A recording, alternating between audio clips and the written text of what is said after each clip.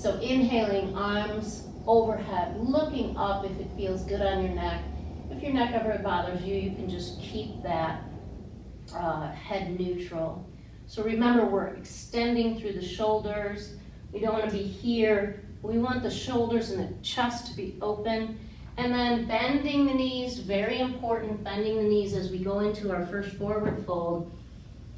I like bent knees, head hangs solidly on the blocks or the mat for stability. Shaking the head, yes. Shaking the head, no. Allow the weight of the head to stretch the neck. And then we're going to go into monkey pose or a half lift. Inhale, flattening the back. Exhale back down again, bending the knees deeply unless you're super flexible. Inhale, half lift. Back down. Feeling free to take an audible exhale every once in a while and let that breath out, let that stress out.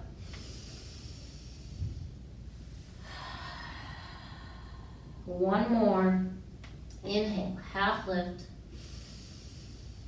Exhaling back down, hands come to the mat. We're going to step back into downward facing dog. Remembering, we're all not perfect yogis here. Palms are flat, fingers spread. Ideally, in an ideal world, heels come down, back is extended, legs are straight. I've been doing this a really long time. I still need to bend my knees in downward facing dog. Remember, it's a back extension first. Then eventually, you may or may not bring those heels to the mat depending on the state of your hamstrings. So we pedal it out, bending one knee at a time, pressing those heels down towards the mat. That's going to be a different point for everybody. Pedaling it out. And then we're going to drop the knees down, take it into child's pose, roll the wrists. And extending the arms back out. Coming through tabletop, tucking the toes under, lifting into a downward dog again. This time coming up high on the ball mounds of the feet, bending the knees, dropping the chest towards the thighs. Big back extension. And then coming back up, straightening the legs one at a time, pedaling it out. Where are you at today? And then we'll slowly bring those feet towards the hands. And again, head is going to hang, bent knee, chest falls to the thighs. Let's hug behind those knees, allowing the head to drop. Remember, you don't want your head out here because you're stimulating the posterior cervical muscles. There's no need to do that right now, so let the head drop and the neck stretch. Nice. We'll release, going into another half lift. Coming back down. Next time we're going to inhale all the way up, reaching high. Prayer hands come to the heart center and pedal the knees and hips out, rolling the shoulders back. We're going to go back into an extension here, inhaling high, arms come along the side, sinking back into chair pose. Prayer hands come to the heart, reaching the chest forward, hips go back. Prayer hands intact, forearms resting on the thighs. On an inhale, reaching back up.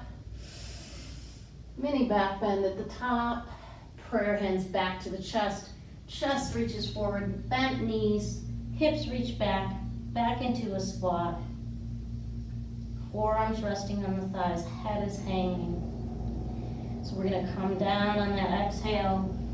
On the inhale, allow the inhale to lift you up, and coming back down again. We'll do this 2 more times. Getting the spine warm and juicy. Inhaling up. Mini back bend. Prayer hands come down, chest reaches forward, hips reach back, bend the knees, allow the head to drop, pause at the bottom as you exhale. One more, inhaling up, and exhaling down, into a half lift or monkey pose, back down, inhaling, back up to standing, arms come overhead, arms come down along the side, back into chair pose. So extended back, try not to let those knees go too far forward of the ankles, ideally they're right over the ankles. And then arms come down as legs straighten. Take a breath and pedal it out. All right, we're gonna do some lunging. So inhaling up, exhaling over, forward fold, half lift, monkey pose. Inhaling flat back, exhaling back down, taking that left foot back, dropping the knee, low lunge, uncurl those back toes. Remember, we want the knee right over the ankle. We don't want that knee coming forward of the ankle too much, and definitely not forward of the toes. I like to just keep my knee right over the ankle. That's the safe position. That creates the strongest energy line. As soon as we deviate from that, weakness can come in because it's not really structurally as sound as that solid knee over the ankle. So lifting the chest up, if it's available to you today, arms come overhead, shoulders extended. And if it feels good, you can go prayer hands and maybe look up, adding a layer of intensity, more of a back bend at the top of the low lunge, not necessary. Hands are going to come down on either side of the foot, remembering you can use your blocks if you choose to shift the hips back, keeping that knee and heel intact, shifting the hips back, lifting the toes. This knee can stay bent, but I want these toes up towards the ceiling. And then shifting back forward, keeping the chest low, keeping those eyes down on the feet. We'll do that again, shifting back. Eventually knee straightens, head comes down towards the knee. Next week, next year, next lifetime, I always say, depending on who you are and what your body does. Shifting back into low lunge, arms come up, prayer hands overhead, prayer hands down to the chest, Anjali Mudra, big inhale, and we're gonna rotate towards that front leg. Remember, you can rotate and stay right there, or you can go into a prayer twist, hooking that elbow onto the outside of that front knee. Ideally, shoulders stacked, but use your body to tell you where you need to go. Coming back into a full expression of low lunge. Hands are going to come down on either side of the foot. And remember, you can use these blocks if you need to, tucking the back toes under, lifting that back knee. We're going to shorten that stance a little bit. And stay in this stretch. You can keep this front knee bent if you choose. Maybe going towards straight. If you can straighten it, that's great. A kind of a modification here on pyramid pose, although all toes are facing forward.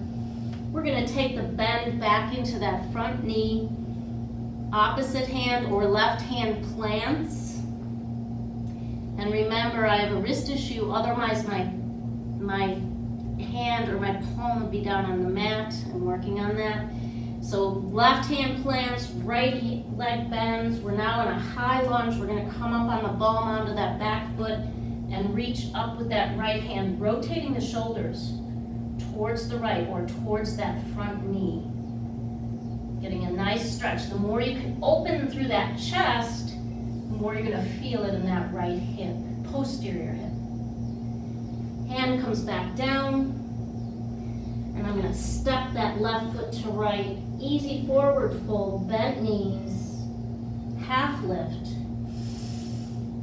And exhale back down, right into the other side. Right leg reaches back, dropping that back knee gently, uncurling the toes. Same thing, other side. Lifting the chest. Finding your full expression for low lunge on this very day.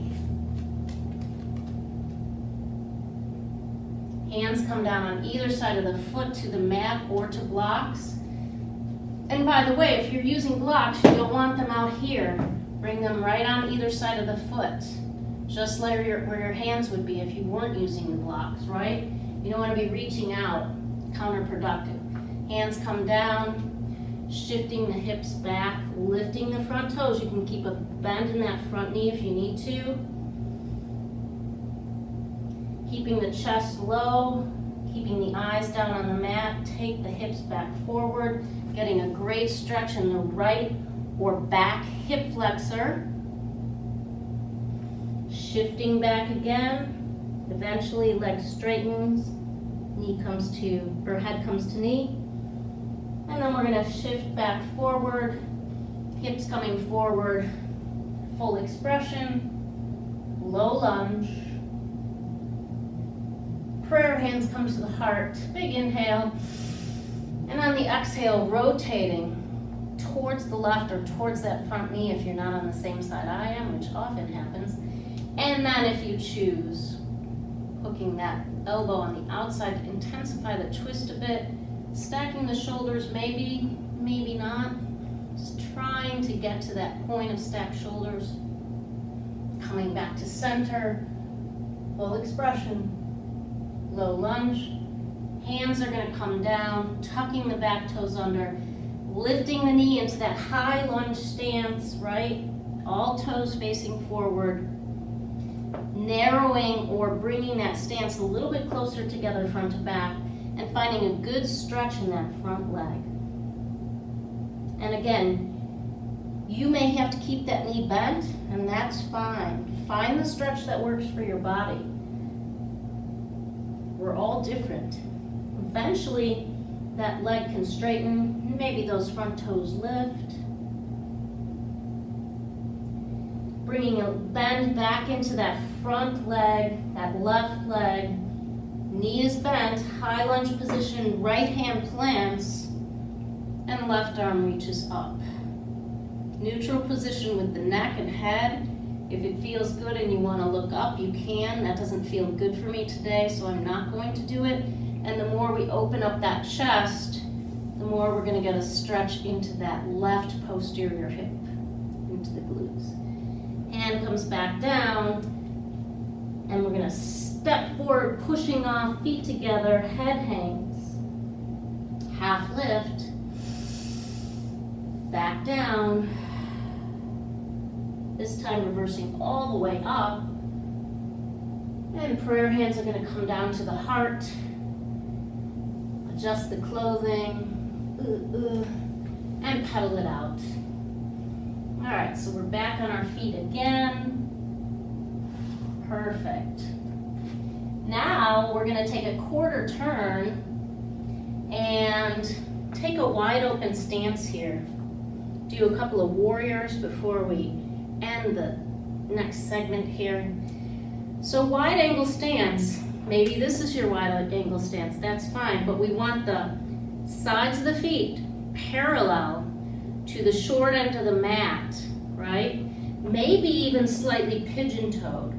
So if you can't get that pigeon-toe position, make sure that your toes aren't facing outward. Keeping them all toes facing forward. So this is you're gonna feel this in your hips perhaps. We're gonna inhale the arms up and out and take those right toes and rotate them. Preparing for warrior two. You'll notice my shoulders are still facing the side. I didn't turn my shoulders as I went, right? And then we're gonna bend into warrior two. Same thing, holds, knee over ankle. If your knee is beyond the ankle, then scoot that foot out a little bit, right? Back foot parallel to the short end of the mat.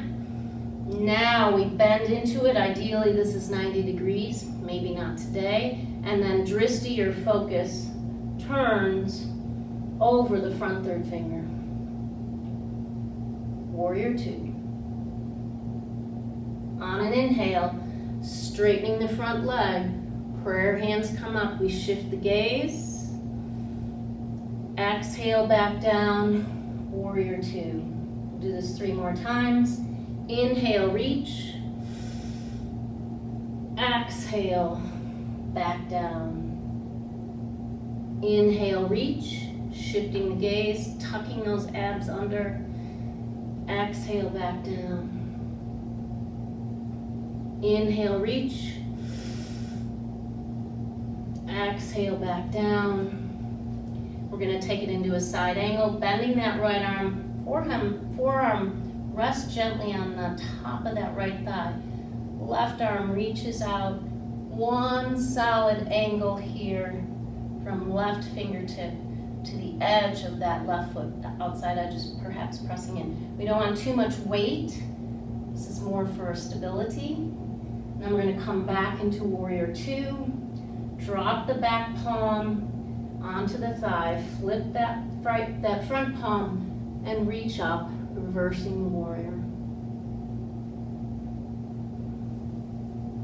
Back into warrior two. Remember, drop arms, straighten leg, turn foot, go in and out of the poses with deliberation so there's no strain. And we'll take the other side. Left toes turn. Line up. Reminder, if there was a line drawn from that front heel to the back of the mat, it would dissect the back arch, parallel to the short end with the back foot, parallel to the long sides with the front foot. Inhaling the arms up and out, and bending into warrior two. Drishti, your focus, goes over the front third finger.